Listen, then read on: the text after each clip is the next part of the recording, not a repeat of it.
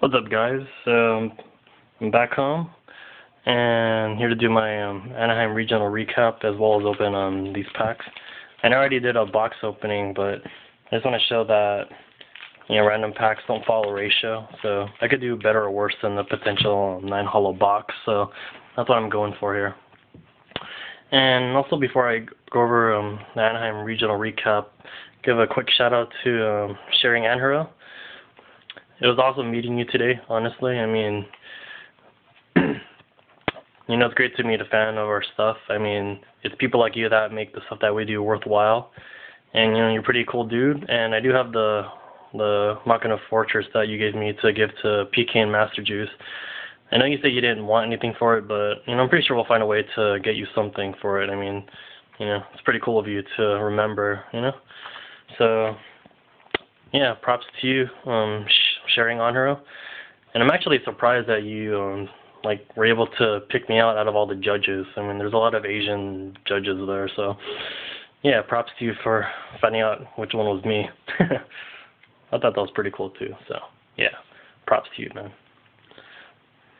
Alright, so, talk about what happened at the regional as I open these packs. So, I may get a delayed response or whatever. So the regional had 503 people. It was expected to be 600 or so, but because it was the last regional before nationals, so in SoCal it's the last chance to get a invite basically for nationals and eventually worlds. So yeah, Konami expected a bigger turnout, but I guess it didn't happen. So yeah, that's how that turned out. But there are 9 rounds, and let's see, yeah, 503 people, I mentioned that, and this is the only regional that is going to give out Galactic Overlord as the packs that they give out. So the next regional, which will happen in the fall, will give out, I think, the next set after this one. I forgot what it was. I didn't bother to look it up. Cool. So oh yeah, also my experience at the regional, so overall it went pretty well. I mean, I didn't get appealed for the second straight regional, so that's a good sign. It means that I actually know what the heck I'm doing. Makes me feel a little better about what I do as a judge. But a lot of the stress that happened to me was, I think, during the 4th and 5th rounds. Round 4 was rather hectic because I had 2 players going back and forth with each other with a bunch of he said, she said stuff about, oh my god, this was on my field, this was not, no, it wasn't on your field, and it was just like a lot of back and forth, so didn't like that one bit. So what ended up happening was the guy with, it was an Insector mirror match, and basically it went from, I had an Insector field basically to the opponent's nothing, and that entire field was built in one turn. So what I had the guy do was redo all his moves to get up to that point, because the opponent was arguing something about being Insector Centipede, using his effect twice or something. So rather than question what really happened, because I wasn't there as it happened, I was there after the fact. So basically through the opponent's consent, permission, the guy had to redo all his moves, and it did lead up to the point where the field was where it was at when I came in. So I pretty much have to take it at face value, and the opponent didn't seem to disagree with anything. But I mean, all that wasted 15 minutes. Honestly, it was really ridiculous. And basically, what the guy was trying to do was OTK. So he was trying to do a big setup, But the other guy was just trying to shark him out of moves or something. I don't know.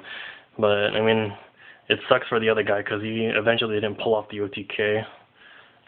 So that was rather unfortunate. I mean, we gave the guy, opportunity to, do what you could, given the circumstances. Try to be fair, I guess. But I mean, in the end, if you couldn't do it, you couldn't do it. And it took longer than necessary because there was a lot of bickering between the 2 opponents. So it was really hard to make a judgment call based on 2 players fighting or arguing over each other. So yeah, those are the toughest calls to make, honestly. But you know, you live and you learn, you move on. I mean, both players were equally as mad when the match was over, but you know, it happened. Oh, yeah, so my reactions are a bit delayed over what I'm pulling. I'll do a recap after. So yeah, so that was basically round 4. Oh wait, hold on. There was another issue too, because the head judge or assistant head judge had to basically intervene the first time, and after he left, the two players had another issue about life points. So basically, the guy with the big insector field had his opponent at 7,600, but the opponent had himself at 8,000. I mean, because the guy didn't do the OTK anyway, the 400 points difference really didn't matter, because with or without it, he wouldn't have won that turn. So, I mean, that wasted another 10 minutes. And, you know, we gave that guy many opportunities to, you know, redo his turn, redo, you know, everything that he could have done, like basically speaking, and he still couldn't do it. So, you know, can't really do much about that. And what is it? Okay, so round 5. Now, that got a bit interesting too, because it was the first time that I had to get someone DQ'd over a deck check, because the guy had an insector deck, and it was clear that he was stacking specific cards, namely his set of Hornets, and 2 of his 3 Baylors were really easy to spot out, you know? I mean, you shuffled the deck, you know, and we had like 5 or 6 judges pull out like 5 funky looking cards, and they always pull out the 3 Hornets and the 2 effect Baylors. I mean, in an insector deck, those are like key cards to, you know, stopping an opponent. And I think the result of it all was he got disqualified, because we shuffled that deck like multiple times, and every single time we found it, and you know, I mean, it sucks for the guy, but he got DQ'd. I mean, obviously I would be mad too, but I mean, it was a blatant attempt to, you know, cheat, you know. I mean, it sucks to get someone DQ'd based on what you found, but at the same time, it's like, it's one less cheater to deal with. Whether or not it was his intention is in question, but I mean, we basically had to take it at face value that, you know, he really did try to cheat, and we checked the deck while he was at table 2. So I mean, his first 4 rounds probably contributed to him drawing necessary.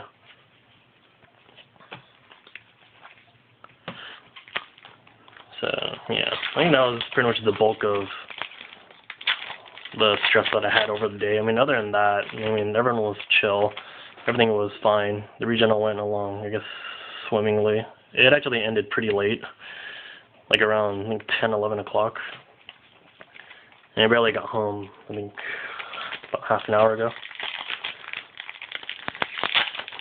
But yeah, my experiences of judging, I mean, I've done this is my 4th regional, and I've done a YCS, so honestly, I mean, if you can deal with, you know, players back-talking, the constantly being on your feet the whole day, I mean, it's honestly something fun to do. I mean, compared to playing at a regional as opposed to judging it, if you judge, you already get more than as if you played the regional, unless you, like, do really, really good. I mean, that was my mindset when I decided to judge. I mean, it's like, you know, I like the game enough. I mean, I like talking to people, so, I mean, it's a win-win, basically. Let's see, Library Sorcerer. But, yeah, I mean, judging has taught me a lot about, you know, how people really are with the game. I mean, mentally, it does put a strain on you sometimes. But at the end of it all, it's still a card game. It's still meant to, you know, be played for fun. And like, I don't know. Sometimes people do take it seriously, but it's all part of the game. I mean, it helps you deal with people too. And I mean, Yu-Gi-Oh is more than just, you know, cards. I mean, there's also a lot of aspects to it. Like, you know, there's a mental aspect of it in terms of, you know, how to play against an opponent. You know, think. There's a business side to it, obviously, with buying and selling cards. you know, economics to supply and demand. I mean, it's more than just a nerdy card game that, you know, most people look down on, honestly.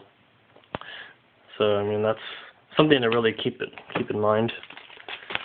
And I think the other significant thing was we also had a female judging at the event. That's actually rare because, yeah, most of the judges are male dominated. The game is male dominated. I mean, there are a few female players, but I mean, it's overshadowed by all the smelly fat guys that are stereotypically involved with this game.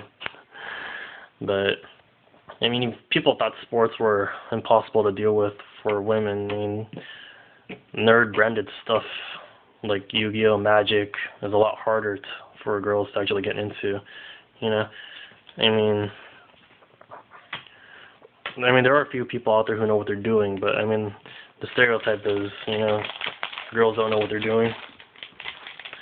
But, you know, I've played a few girls. I mean, they know, the ones that I do play, they know what they're doing, honestly. But, I don't know. I guess not enough people play for them, for it to actually be, like, female-oriented, I guess.